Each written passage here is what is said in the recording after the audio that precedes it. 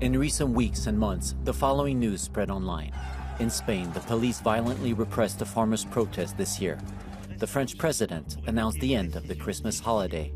In Germany, the Greens trashed their own party conference venue. Across the EU, toilet paper will be banned for environmental reasons. And in Slovakia, the main opposition party to Prime Minister Robert Fico is behind his assassination attempt. The problem is, all this information is false. It's disinformation. Disinformation is like a poison to the soul that is changing what humans are, and it makes us less and less capable of holding such complex and free system as a liberal democracy. Disinformation, fake news, and conspiracy theories are rampant in Slovakia, especially during elections. It's very cheap to influence big masses, especially now in society where a lot of people consume information from various social media platforms. The dangerous part about spreading of disinformation is that it does not spread only information, but especially emotions. I'm here to meet those at the front line of the resistance against disinformation and understand the implications for the rest of the continent as Europeans head to the polls.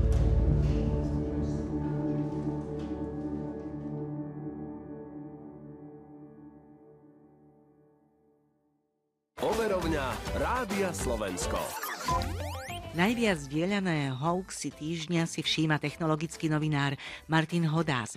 Množstvo skutočne bizarných tvrdení a domnienok.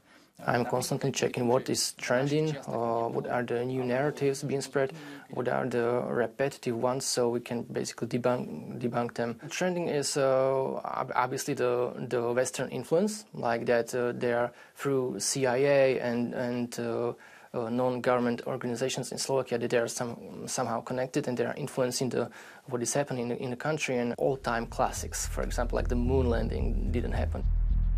Slovakia, an EU member state in Central Europe of 5.5 million people, grapples with a history of Soviet influence, leaving its population strongly divided between pro-Western and pro-Russian sentiments.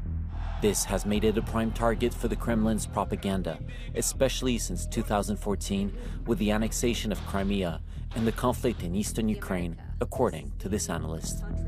At that time, we really saw that a lot of disinformation and information operations trying to undermine Slovakia's Euro-Atlantic orientation, the membership of Slovakia in EU and NATO, were really driven by actors that were pro-Kremlin or had some connections to Russia.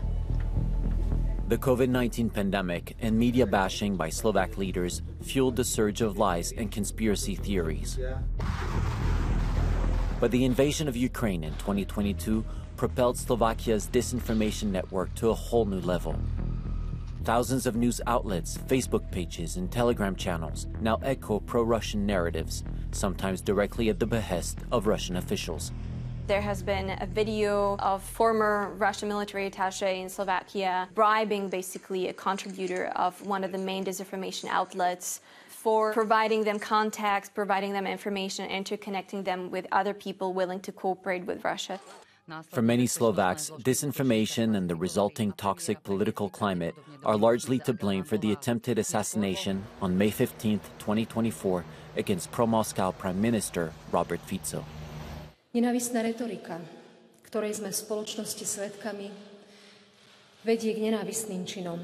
Prosím vás, zastavme to. The effect of Russian disinformation running utterly unchallenged for the last 15 years has been devastating on social cohesion in Slovakia. Victor is a former Slovak war reporter and military advisor now specializing in countering foreign influence. Over time, he says, pro-Russian narratives and media outlets have moved from the fringes of the internet to the highest levels of the Slovak government. The narratives from Russian mainstream media being parroted have been normalized in a way that it not only stopped to be toxic for publicly known individuals, politicians running for office to be associated with them, it has become impossible to win elections without their help. When I was in Slovakia in April, the country was gearing up for the second round of the presidential elections. Ivan Korčok, a pro-Western diplomat, eventually lost to an ally of Robert Fico, Peter Pellegrini, who will take office in June. In the lead-up to the vote, a barrage of disinformation targeted Korczak. Fake images portrayed him as a U.S. passport holder and someone close to billionaire George Soros, while members of Pellegrini's party, opposed to helping Ukraine, shared a doctored photo of an elderly woman embracing a soldier with the caption, "Don't let Slovak sons and grandsons die in the war." Ironically, the original picture was taken in Ukraine. It doesn't matter to make people believe in a certain story, but to simply erode that trust in whether what they read and what they see and what they can see around themselves, whether it is true or whether it is everything is a bit unreliable and you can trust no one. Veronica runs a fact-checking website and collaborates with Meta to flag problematic content on Facebook, the most popular social network in Slovakia. However, Meta's policy prohibits fact-checkers from labeling statements made by politicians.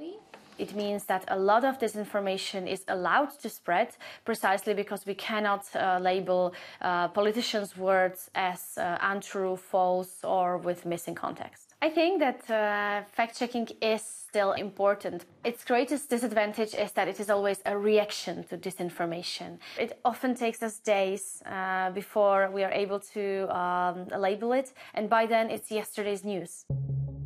That time gap between false information and its debunking is causing alarm across Europe as the June European elections approach. Disinformation could flood in days or even hours before the vote. French security services recently uncovered nearly 200 websites spreading Kremlin propaganda in the European Union. Another Russian network mimics well-known news websites to spread fake articles, and several EU far-right lawmakers are being investigated for allegedly accepting money to repeat pro-Russian talking points. Many of the disinformation stories are stuck on fear, anger. So, of course, many of these narrative stories tend to also implicitly help far-right narratives. In Brussels, I spoke to Giovanni Zagni, who leads a task force on the European elections for an EU-funded academic organization. He has been warning against major trends of disinformation lately, increasingly powered by a new tool, artificial intelligence.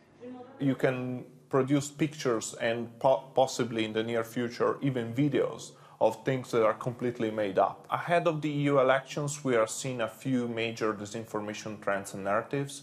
One has to do with the electoral process. So the electoral process is unfair, ballots are tampered with, people that shouldn't vote are given the right to vote. Then there is, for example, the issue of climate. So all the tools that are the legislative measures that are taken to counter the climate crisis, for example, are actually a way to controlling people and deeply change our way of life. And another one is the issue of immigration.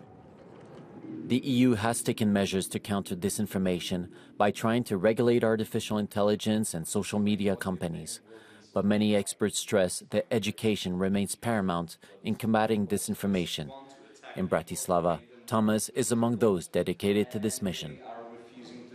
We can do something about the polarization in society by creating this culture where we do really care about how we communicate with each other. There are many cases when young people are actually, for instance, radicalized through online platforms, even like the Chinese platform TikTok, which provides them with content that in the end turns them into people who are actually far more, I would say, far-right or misogynist.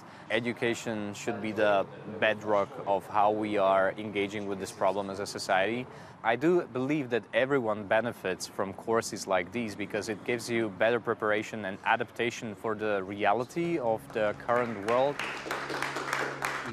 In April, Robert Fico and his far-right culture minister, a well-known conspiracy theorist, intensified their efforts to control information by pushing a law undermining the independence of the state broadcaster, despite widespread opposition to the reform. While both refused to be interviewed for this report, they will likely have to continue answering to the people of Slovakia, as well as to those fighting against the idea, induced by disinformation, that truth no longer exists. One of the biggest challenges is making people believe that what I'm saying is true, and the other part is making sure that they don't think I'm part of the conspiracy.